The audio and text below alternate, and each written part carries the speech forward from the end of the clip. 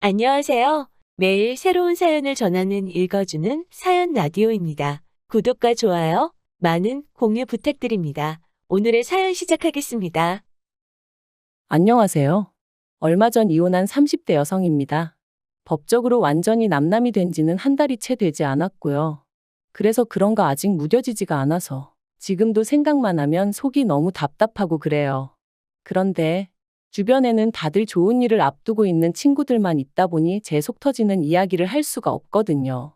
그래서 이렇게 찾아올 수밖에 없던 거니 이해해 주시면 감사하겠습니다.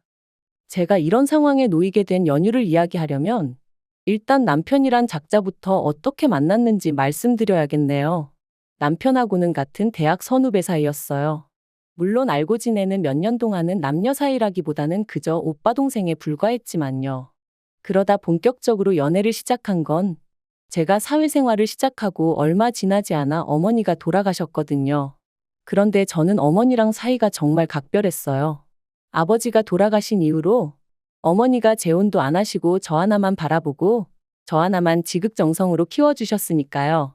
그래서 대학 졸업하고 어엿한 사회인이 되었을 땐 이제 제가 받았던 그 사랑을 돌려드릴 생각에 얼마나 기뻤는지 몰라요.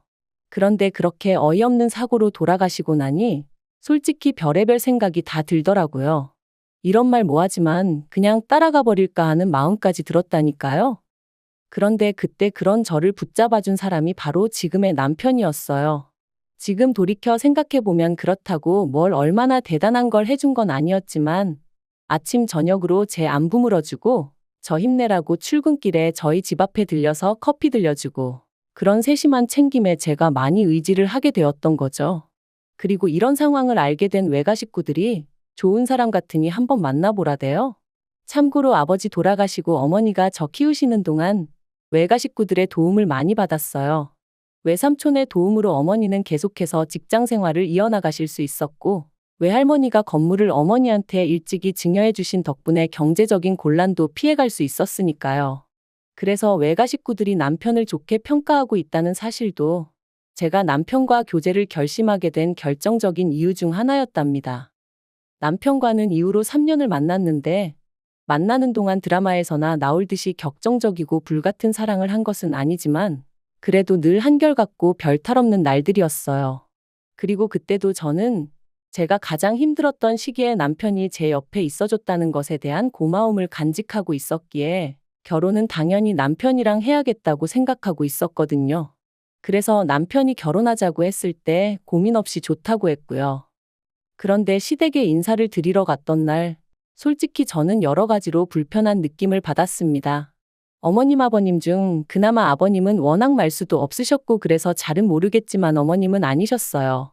남편이 말하길 이미 제 가족관계라던가 제가 처한 상황에 대해서 충분히 말씀을 드렸으니 껄끄러운 이야기는 안 해도 될 거라고 했었는데 어머님께서는 마치 아무것도 모른다는 표정으로 이것저것 저희 부모님에 대해서 물으셨으니까요. 특히나 일찍이 돌아가신 아버지에 관해서 물으실 때는 저도 생각지도 못했던 질문을 자꾸 던지셨는데 그럴 때마다 제대로 대답하지 못하는 제 자신이 얼마나 한심하게 느껴지던지요. 그리고 저희 어머니가 돌아가신 사고에 대해서 자꾸 물어보시는 것도 너무 불편했어요. 특히나 보상은 어디서 어떻게 얼마나 받았는지 그런 걸 물어보시는데 얼마나 껄끄러웠는지 몰라요. 그나마 남편이 뭘 그런 것까지 물어보시냐며 중재를 해주지 않았다면 정말 눈물 콧물 흘리며 뛰쳐나올 뻔했다니까요. 어머님은 저에게 부모님이 두 분 다 안 계시니 당신 아들은 처가가 없는 거 아니냐며 사위 대접도 못 받게 생겼다 그게 생각만 해도 속이 상한다 말씀하셨고 지금 돌이켜보면 그런 말씀을 아무렇지도 않게 하셨던 어머님이 예의가 없으셨던 건데 왜인지 그때는 제가 괜히 죄송해서 몸둘 바를 모르겠더군요. 그리고 그런 분위기가 조성되면서 졸지에 남편이 손해보고 결혼한다는 식으로 분위기가 형성되었고 그렇게 얼떨결에 집도 차도 제가 해가게 되었습니다. 물론 집도 차도 전부 다 남편 이름으로 해야 된다는 어머님의 억지는 따르지 않았지만요. 아무튼 그렇게 신혼살림을 차렸고 남편과의 사이는 예전과 다를 바 없이 무난했어요. 하지만 그런 저희가 한 번씩 부딪힐 때가 있었는데 그건 바로 시댁 이야기, 돈 이야기가 나올 때였습니다. 특히나 어머님은 결혼 당시에도 말도 안 되는 혼수를 요구하셨는데 제가 들어드리지 않았거든요. 그랬더니 그때부터 걸핏하면 저희 집에 찾아오셔서는 말도 안 되는 트집을 잡기 시작하셨죠. 한 번은 제가 신혼이고 하니 좀 좋은 그릇을 써보고 싶은 욕심이 들었어요. 그래서 브랜드 그릇 세트를 장만했는데 그걸 굳이 저희 찬장을 다 열어보시다가 발견하시곤 이게 얼마짜리냐며 이런 거 남한테 보여줄 것도 아닌데 대충 쓰면 되지 돈이 썩어나서 이런 데다가 쓰냐. 또 제가 좋은 브랜드 가방이 몇 개 있었는데 그걸 어머님이 저 몰래 저희 드레스룸을 뒤지시다 발견하시곤 지는 아주 쌓아놓고 살면서 지 CM이랑 신우는 한 개를 안 사주냐며 제가 어머님과 신우 수준을 무시해서 그렇다는 억지를 쓰기도 하셨죠. 그리고는 어떻게든 제 걸 뺏어가려 하시는 걸 저도 목에 핏대 세워가며 안 된다고 막은 적도 있네요. 하지만 그래도 이때까지만 해도 또 시작이구나 하고 넘길 정도의 수준이었는데 지난 연말이었어요.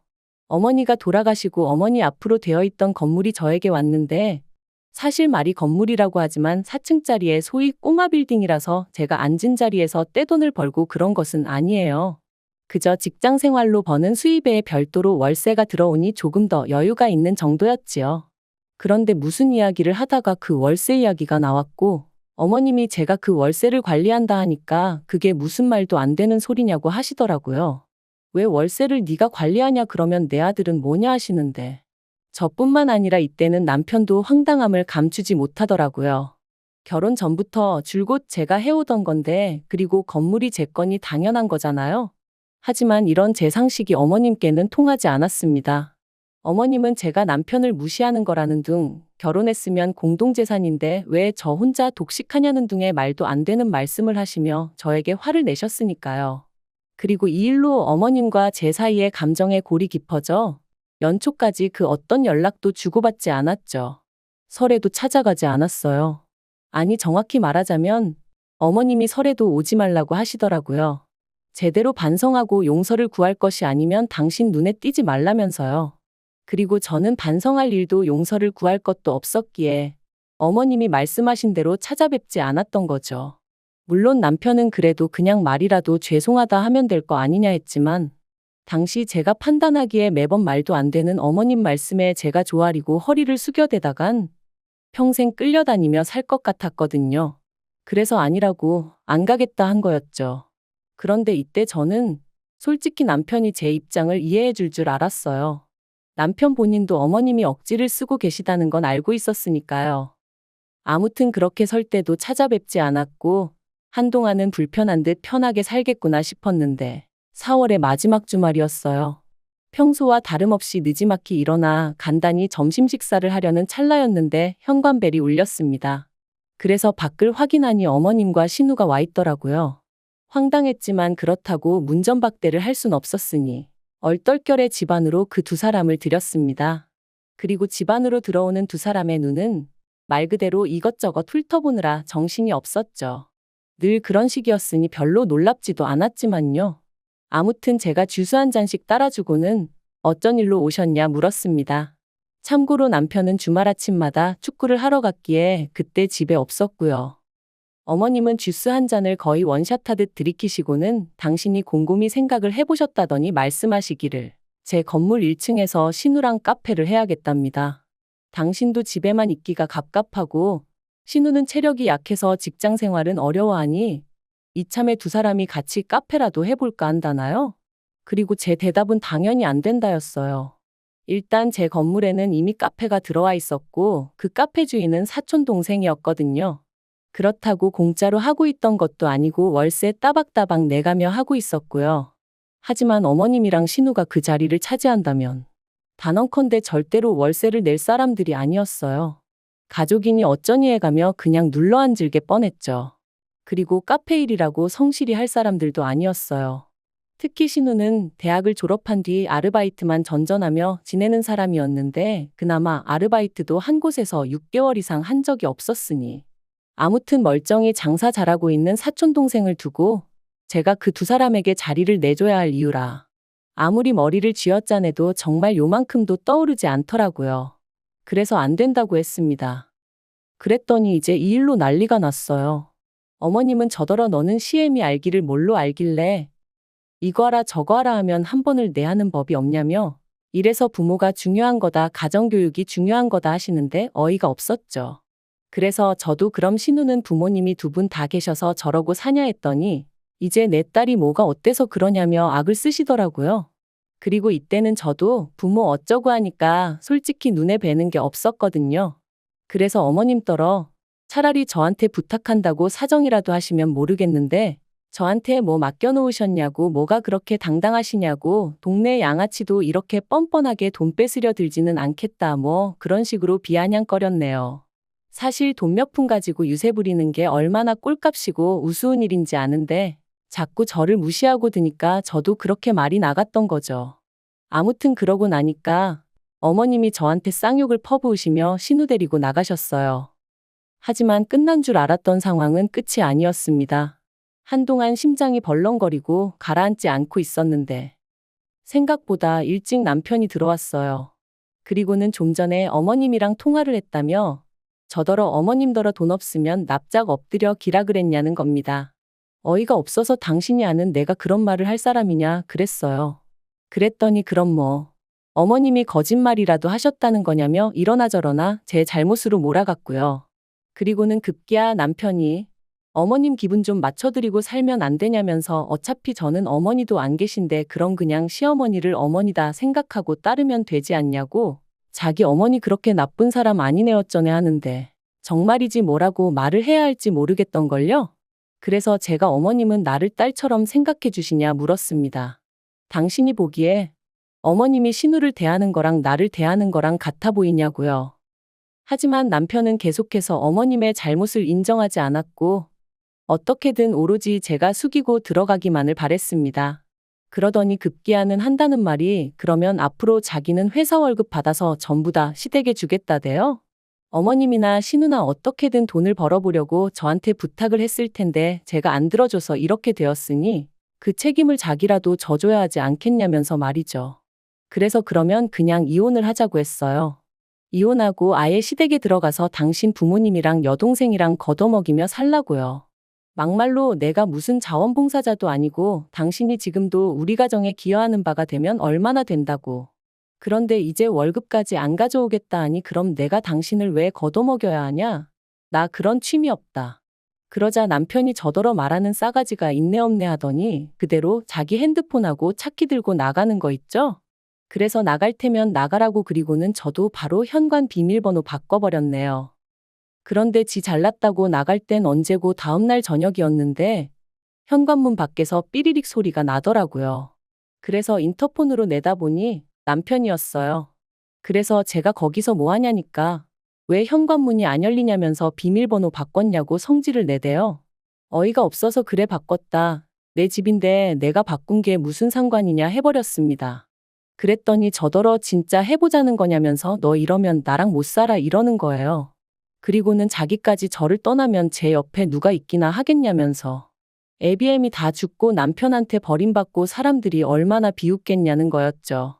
그리고 그런 소리를 듣고 있으니까 정말 온몸이 부들부들 떨리더군요. 내가 한 입을 덮고 살던 사람이 이렇게 비열한 사람이었나 싶은 게. 그런데 그때 사실 제 옆에 외삼촌하고 사촌동생이 다 있었어요. 제가 당장 월요일에 남편은 출근해야 하니까 분명히 지 옷이든 뭐든 가지러 올 것 같았고 그러면 단둘이 마주쳐야 하는데 그게 왠지 겁이 나서 와달라고 부탁을 했어가지고요. 그러니 저희 외삼촌과 사촌동생까지 남편의 막말을 다 듣게 되었죠. 외삼촌이 뭐 저런 놈이 다 있냐 하시면서 단박에 뛰쳐나가셨어요. 사촌동생도 같이요.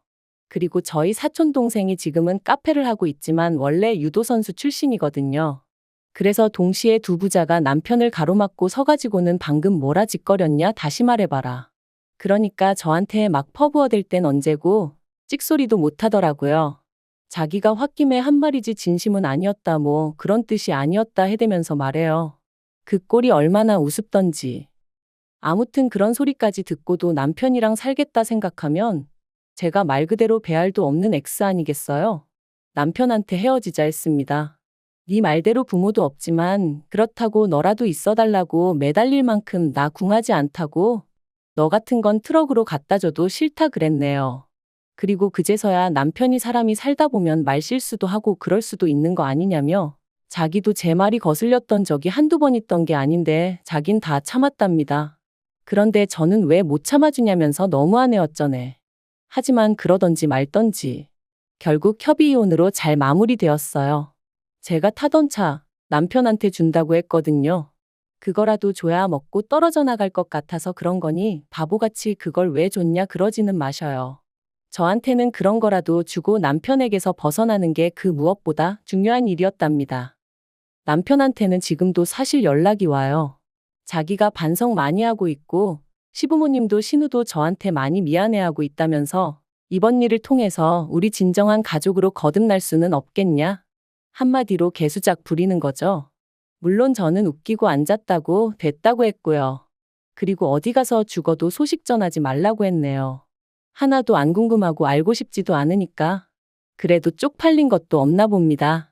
계속 미안하다 기회를 달라 해대는 거 보면 말해요. 하지만 걱정 마세요. 정말 요만큼도 흔들리지 않을 거니까요.